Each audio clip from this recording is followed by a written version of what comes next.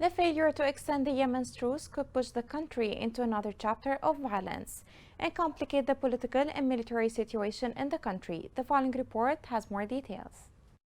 After a rare 6 months of relative calm, Yemen's warring sides last week failed to renew a truce deal, with calls from the United Nations for an extension falling on deaf ears. The Yemeni government accused the Houthi rebels of seeking to return the country back to a state of war and expanding its scope to include threatening navigation in the Red Sea and international oil interests in Yemen and the region. The country's Iran-backed Houthis and the government had agreed on a nationwide truce in April, the first since 2016.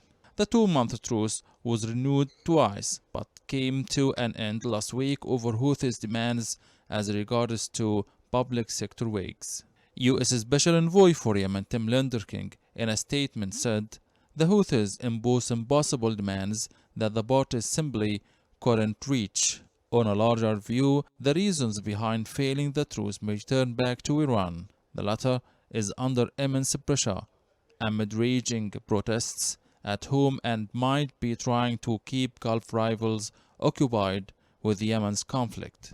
The few months of ceasefire were a breath for millions of Yemenis who in the last 7 years of conflict were driven to acute need, according to the United Nations. The United Nations added that the last period of peace saw the monthly rate of people displaced internally dip by 76%, and the number of civilians killed or injured by fighting lowered by 54%. Yemen has been described by the United Nations as the world's biggest humanitarian crisis. The Houthis have already warned investors to steer clear of Saudi Arabia and the United Arab Emirates as they are fraught with risks, a message seen as a direct threat. Yemen's Iran-backed Houthis have previously launched attacks on the oil-rich countries, mainly targeting oil fields and key airports.